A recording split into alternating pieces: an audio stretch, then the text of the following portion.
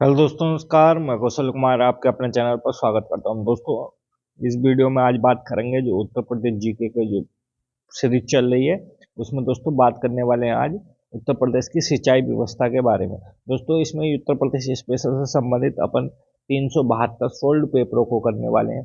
दोस्तों, इसमें आज जो टॉपिक वीडियो नंबर 6 है दोस्तों, और इस वीडियो में बात करेंगे आज उत्तर प्रदेश की सिंचाई व्यवस्था के बारे में बात करने वाले हैं। दोस्तों, इस वीडियो में बात करेंगे उत्तर प्रदेश की सिंचाई एवं बहुउद्देशीय नदी घाटी परियोजनाओं के बारे में बात करने वाले हैं। दोस्तों, आज का पहला क्वेश्चन रहने वाला है, अपना पहला क्वेश्चन होगा कि निम्नलिखित में से कौन सा एक बांध उत्तर प्रदेश में नहीं है, यानी जो बांध उत्तर प्रदेश में नहीं है उसके बारे में बताना है। तो दोस्तों, अरोरा भी बांध उत्तर प्रदेश के मिर्जापुर डिस्ट्रिक्ट में है, अंडवा भी दोस्तों मिर्जापुर डिस्ट्रिक्ट में है, और बघेलखंड भी बलरामपुर में ये बांध है। दोस्तों, बदुआ ये बांध उत्तर प्रदेश में नहीं है, ये बांध बिहार राज्य में पड़ता है। तो दोस्तों, बदुआ जो है इसका ऑप्शन होगा। दोस्तों, अगला क्वेश्चन की बात करते हैं, क्वेश्चन नंबर 2 होगा। दोस्तों, क्वेश्चन नंबर 2 है कि निम्नलिखित उत्तर प्रदेश की सबसे बड़ी बहुउद्देशीय परियोजना निम्नलिखित में से कौन सी है। दोस्तों, बहुउद्देशीय परियोजना के बारे में बात करने वाले हैं। तो दोस्तों, बहुउद्देशीय परियोजना जो है उत्तर प्रदेश की वो रिहंद परियोजना उत्तर प्रदेश की सबसे बड़ी बहुउद्देशीय परियोजना रिहंद बांध दोस्तों उत्तर प्रदेश में सोनभद्र जिले में दोस्तों बनाया गया। अरे कि गुरुत्वाकर्षण बांध है, कैसा बांध है दोस्तों, गुरुत्वाकर्षण बांध है। वो जो रिहंद बांध का जो जिसमें बांध का जो पानी रोका जाता है, जिसको जो तालाब बनाया गया है पानी रोकने के लिए, उसका नाम दोस्तों रखा है गोविंद बल्लभ पंत सागर के नाम से जाना जाता है दोस्तों। यानी जो रिहंद बांध का जो जलाशय है उसको बोला जाता है गोविंद बल्लभ पंत सागर भी बोला जाता है।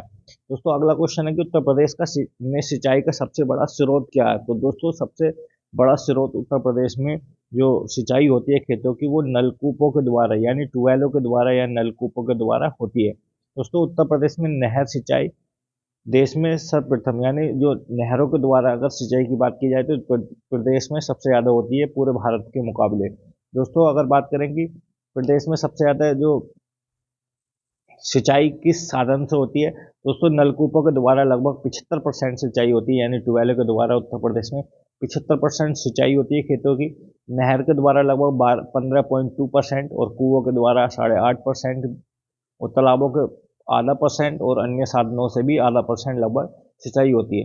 दोस्तों, सबसे ज़्यादा जो सिंचाई होती है उत्तर प्रदेश में नलकूपों या ट्यूबवेलों के द्वारा होती है। दोस्तों, अगले क्वेश्चन की बात करते हैं, क्वेश्चन नंबर 3 होगा अपना, क्वेश्चन नंबर 4। दोस्तों, अगला क्वेश्चन है कि उत्तर प्रदेश में निम्नलिखित सिंचाई साधनों में से किससे सर्वाधिक सिंचाई संचित क्षेत्रफल जो, यानी किसके द्वारा जो खेतों को पानी सबसे ज़्यादा लगता है उत्तर प्रदेश में। तो अभी क्वेश्चन में बात करी थी अपने नलकूपों यानी ट्यूबवेलों के द्वारा लगभग 75%, नहरों के द्वारा लगभग 15% भराई उत्तर प्रदेश में खेतों की होती है दोस्तों, सबसे ज़्यादा नलकूपों के द्वारा। दोस्तों, नलकूपों को ही ट्यूबवेल बोला जाता है। दोस्तों, अगला क्वेश्चन है कि निम्नलिखित में से कौन सी नहर उत्तर प्रदेश में अधिकतम क्षेत्रफल की सिंचाई करती है, यानी कौन सी ऐसी नहर है जो सर्वाधिक क्षेत्र में जिस नहर की सहायता से सर्वाधिक क्षेत्र में सिंचाई की जाती है, खेतों की सिंचाई की जाती है। तो दोस्तों, एक ऐसी नहर है उसका नाम है शारदा नहर। दोस्तों, शारदा नहर से सर्वाधिक खेतों की सिंचाई की जाती है क्षेत्रफल के मामले में।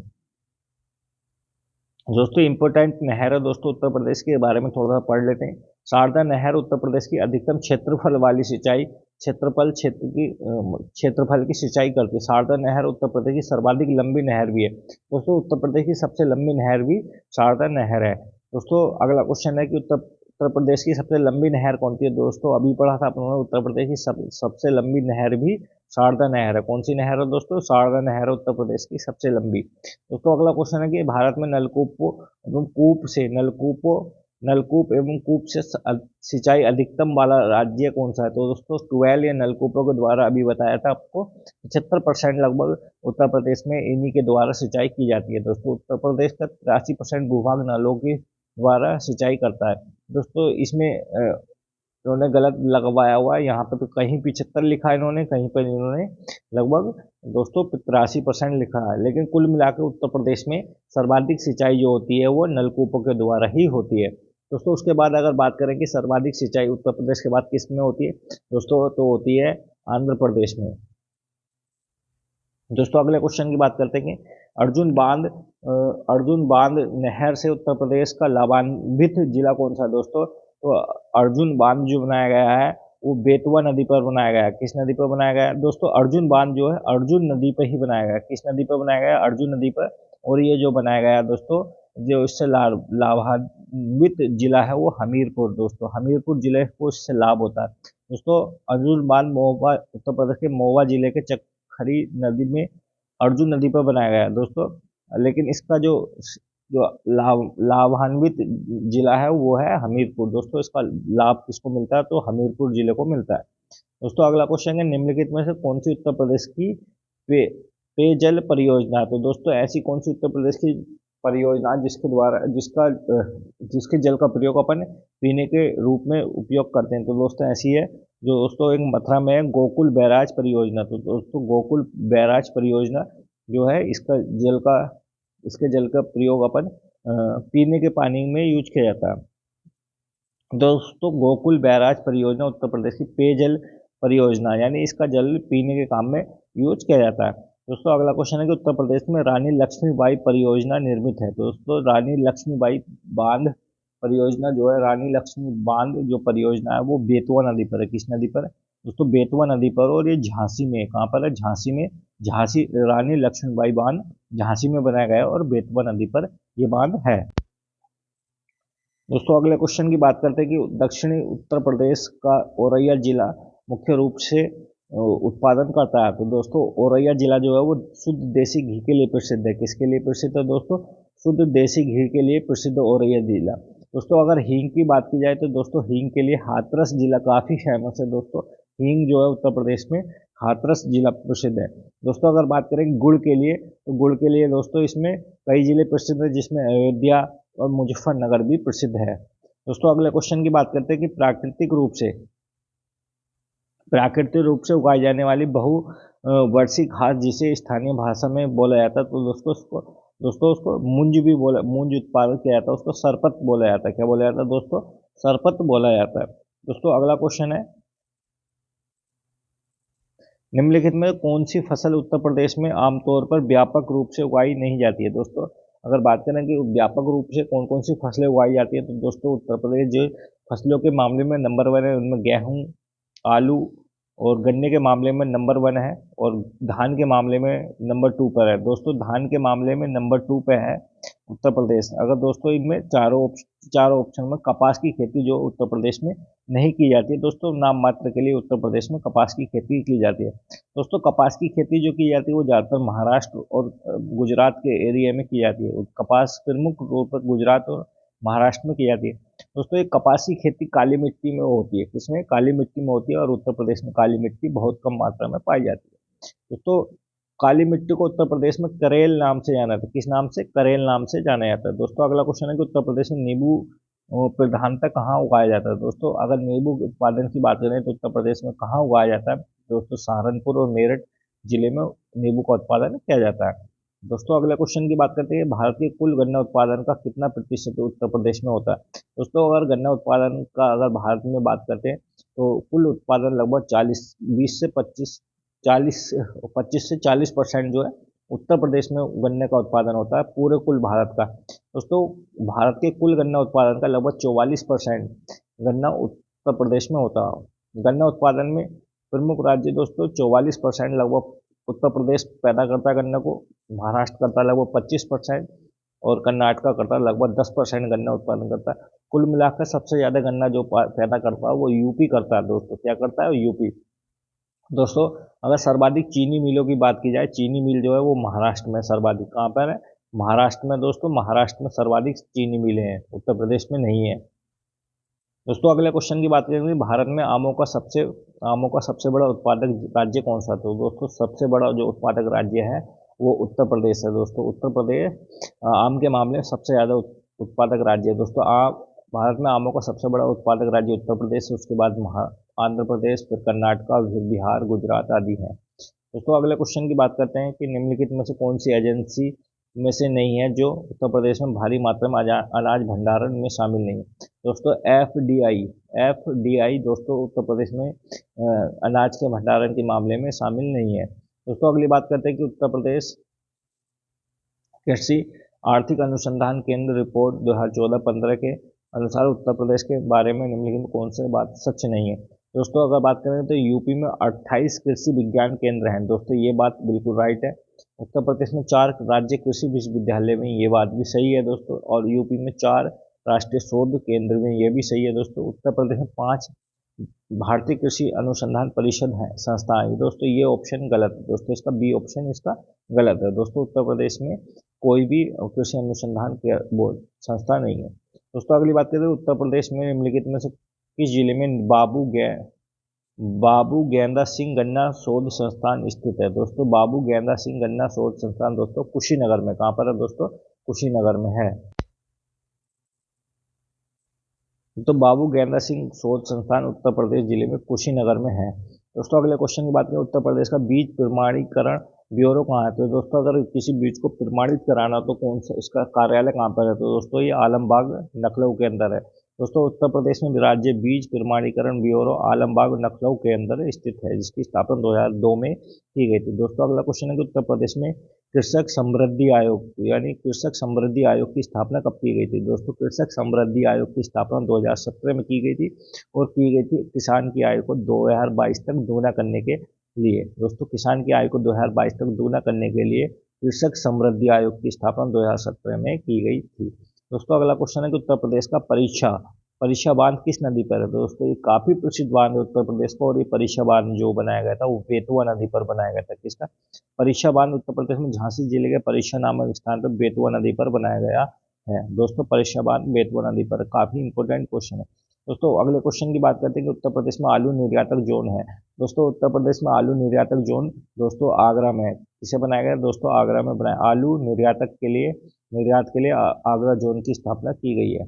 दोस्तों अगला उत्तर प्रदेश की तराई क्षेत्र की मुख्य रूप से उगाई जाने वाली सुगंधित चावल की किस्म का नाम बताइए।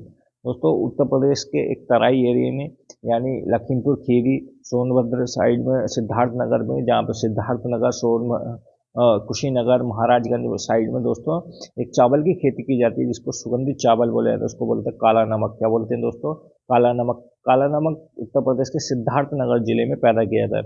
दोस्तों काला नमक उत्तर प्रदेश के तराई क्षेत्र में सिद्धार्थ नगर में मुख्य रूप से पैदा किया जाता है। कहाँ पैदा किया जाता है दोस्तों, सिद्धार्थ नगर जिले में पैदा किया जाता है। और दोस्तों ऐसा माना जाता है कि बौद्ध काल से ही इसकी खेती की जा रही है। दोस्तों महात्मा बौद्ध ने ही इसका बीज प्रदान किया था, ऐसा माना जाता है।